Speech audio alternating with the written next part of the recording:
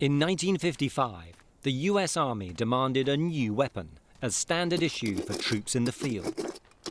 Like a submachine gun, it had to be lightweight and capable of fully automatic fire.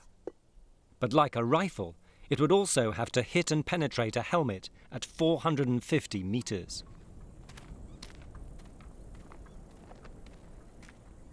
The new hybrid weapon would be called the assault rifle.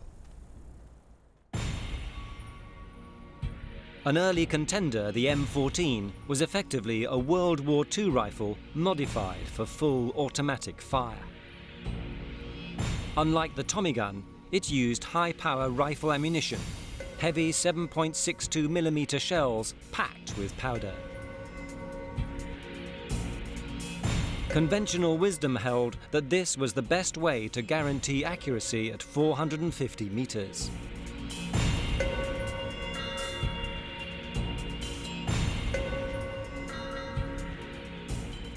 Ken Elmore is an instructor for Colt Defense and an authority on assault rifle technology. Can the M14 pass the helmet test in full automatic?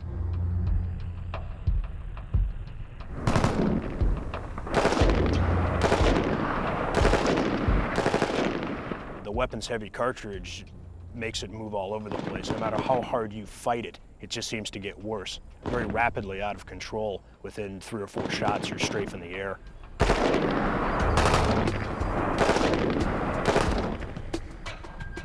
Heavy cartridge means heavy recoil. You're only carrying around 150 rounds a man. On full auto fire, the gun is cycling at around 750 rounds per minute. The ammo's gone almost instantly, as fast as you can change the mags, with almost no hits.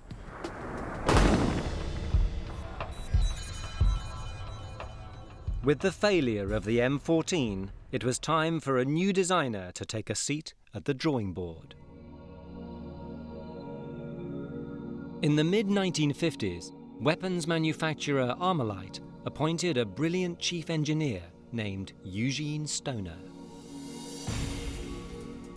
Stoner was convinced that for long-range automatic fire, both gun and cartridges would have to be completely transformed.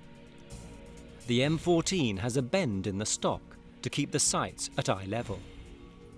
But on firing, the recoil makes the whole gun rotate around this point, causing the muzzle to rise. In his new design, Stoner straightened things out and placed the stock in line with the barrel. Now the recoil goes directly back along the line of sight and the gun stays on target. Stoner then raised the sights to bring them back to eye level.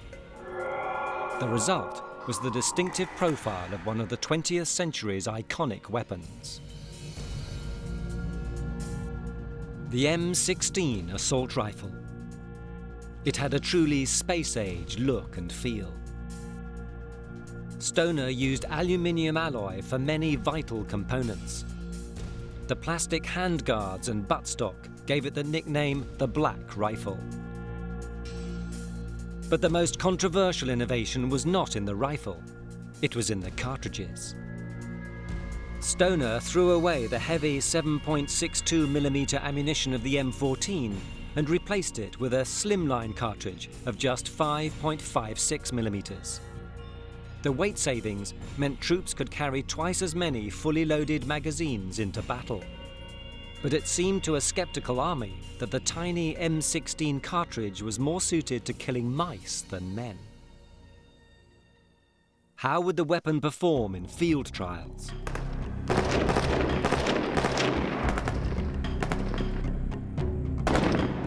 There's far less kick from the small cartridge. The weapon's straight profile means the recoil goes directly backwards into Ken Elmore's shoulder. With the light cartridges, low recoil, very maneuverable, easy to support in the field. It's far easier to keep the M16 trained on the target, even in automatic.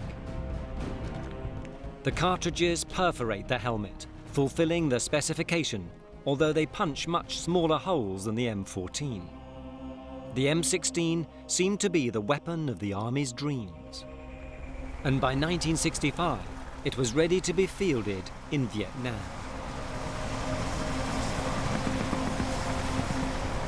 But at first, troops in the field were not impressed. In the tropical humidity and mud of the jungle, the M16 revealed a worrying tendency to jam. There was a false rumor that a toy company had manufactured the plastic components, and the advertising slogan, "You can tell it's Mattel," became a sarcastic new addition to Army slang.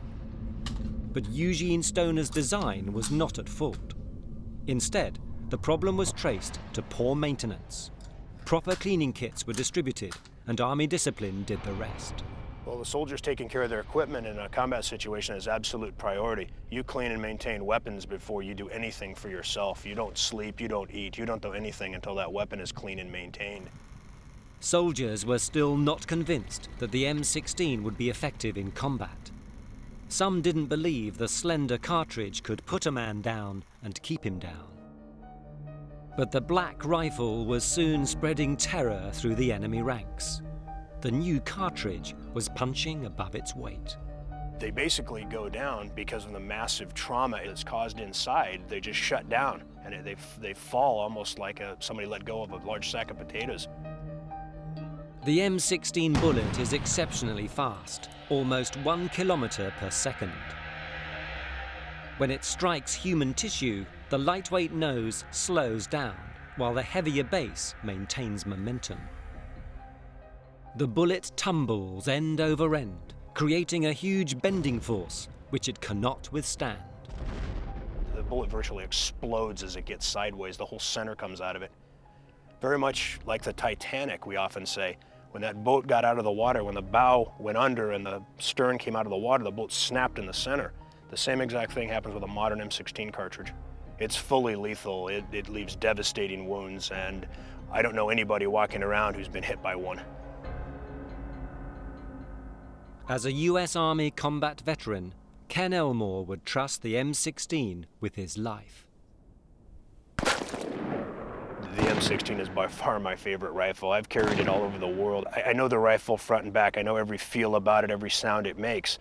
I would not trade that weapon for any other weapon around, literally.